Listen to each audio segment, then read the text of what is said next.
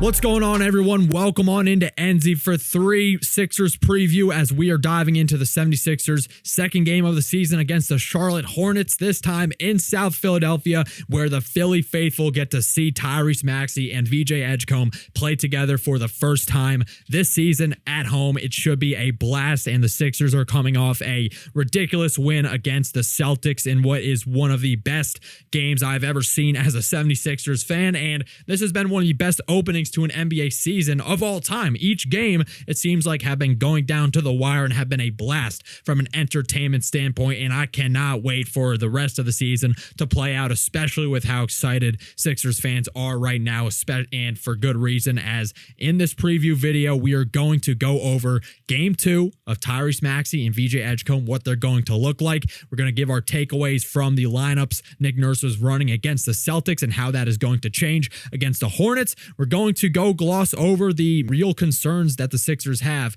with their front court and their lackluster performance on opening night. Then we're going to go delve into the Hornets' high-octane offense, what they have embraced as of late with their new revamped roster and some intriguing young pieces. And we have the showdown of the 3rd overall pick, VJ Edgecombe, going up against Con Knipple, the 4th overall pick. Let's not waste any more time. Hit that like and subscribe button if you're new around here, but let's get right into it. Of course, we need to start out by talking about Tyrese Maxey and VJ Edgecombe, the Sixers' electrifying young duo that put up 74 points against the Celtics, drained 12 threes together. They looked like Stephen Curry and Klay Thompson in their prime. I'm going to go out and say it.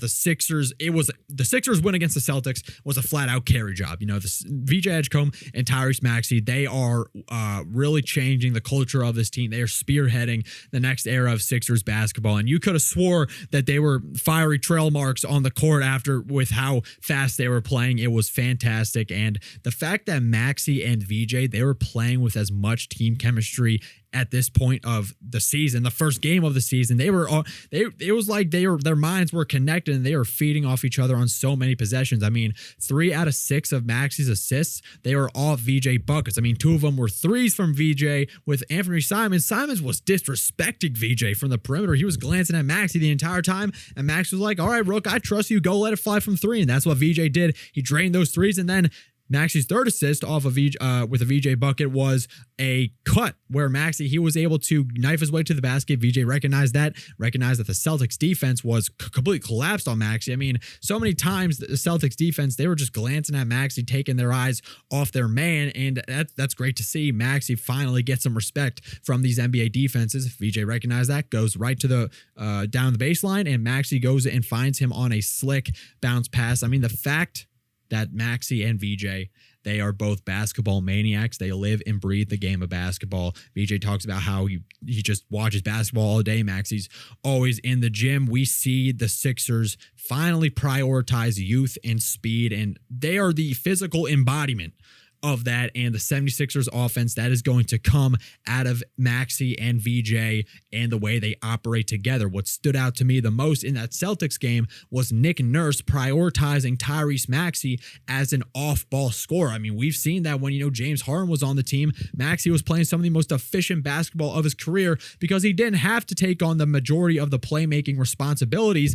I mean, of course, VJ is nowhere near the playmaker that James Harden is, but still having a competent ball handling guard, bringing the ball up and allowing Maxey to run off of screens and cut to the basket and sometimes even run his own isolation plays. Maxey, he's improved a lot as an on-ball creator. We saw that against the Celtics. He can definitely, run the offense at times, but having that option, having Maxey be maximized to be, no pun intended, what he is as a scorer. Another key aspect from last game that you need to be on the lookout for are the rotations. Now, Nick Nurse, he was doing a lot of experimenting with the lineups, and what we learned from the Celtics game was that when the Sixers are playing small and they're playing with 3 guards in the lineup, they are more effective and they are able to hold their own. I mean, the Sixers in the 4th quarter, in the last 3 minutes or so, they ran the lineup of Maxey, VJ, Grimes, Kelly Oubre, and Don Barlow to close the game, you barely saw Embiid, you didn't see Ibona, and you had Jabari Walker playing center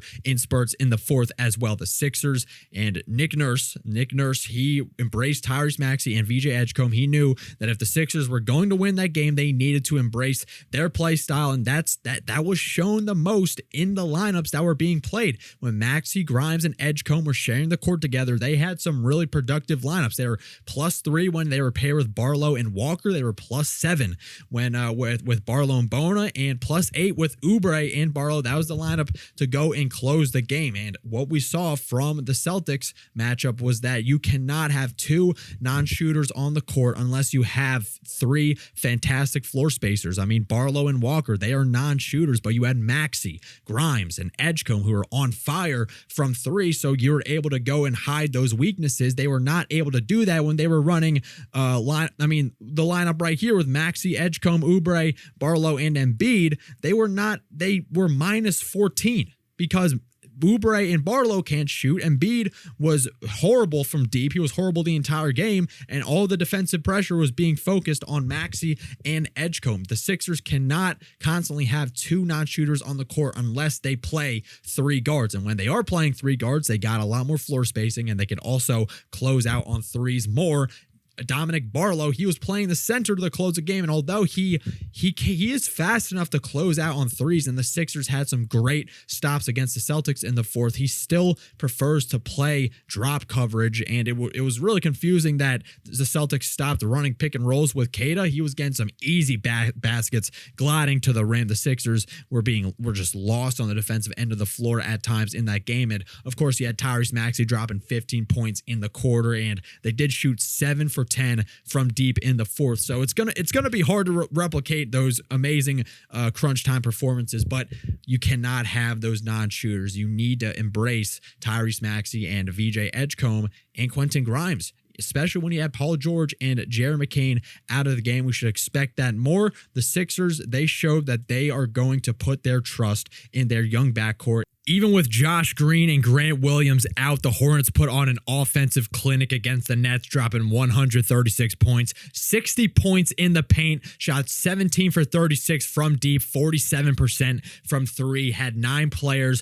with over 10 points, meaning that it's no longer the LaMelo Ball and Brandon Miller show. They're going to get players on this team involved. It's going to be a team effort, and there are multiple players on that Hornets team that are going to give you problems if you are lazy and do not defend them properly. All things considered, the Sixers' approach to the Hornets will be similar to the Celtics, and that leads into the transition of the keys to the game. The Sixers, if they are going to succeed against the Hornets, they need to swarm the perimeter. They cannot let them get hot from three. They had multiple players who are volume three-point shooters. They didn't have, the most appealing percentages, but still, they can get hot. They are going to be able to torch you. And rebounding will again be a huge factor in this game. We need more than 3 rebounds from Bona. We need more than 6 rebounds from Embiid. They need to be able to dominate the glass because the Hornets, they got Kalkbrenner, who's 7 feet tall. They got Diabate, who's 6'11", so they can really get you on the glass. And if they keep getting these offensive rebounds and getting these easy hustle points, combine that with their fast break offense, they will be able to pile on the lead against the Sixers,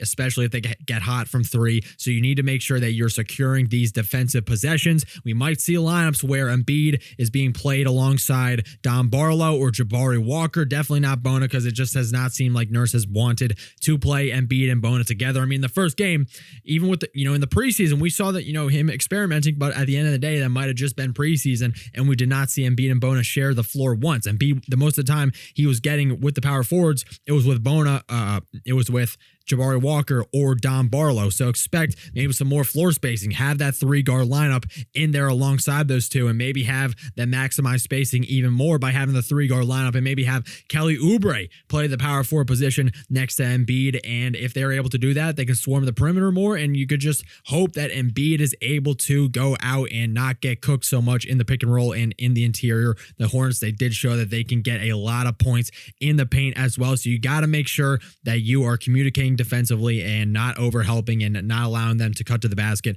Limit those offensive rebounds as well. We cannot stress that enough. On the offensive side of the ball, if it ain't broke, don't fix it. Keep sticking with Maxey and VJ. Go right out with them. Make sure you're getting out in transition, getting those easy transition points, that you're getting those hustle points as well. Don Barlow, Jabari Walker, keep crashing the glass, getting those offensive rebounds, those putbacks, maybe off of a missed three or something. Go make sure you are applying pressure on the Hornets, not making anything easy for them, and also try to attack the basket as much as possible. Be relentless and be physical. As Kalkbrenner, he had 4 fouls in his debut. He showed a lot of promise as a rim protector, but he is not much of an athlete, and he can be late to rotations and can be caught in positions where he can be called for the foul because he's not in the proper defensive position, not being, all the way upright. You could get him fouled out of the game, and he is a major piece for the Hornets this season. So having him out will give you a huge advantage. So Edgecombe and Maxey, we all know they are very much accustomed to blitzing their way to the basket. So you got to make sure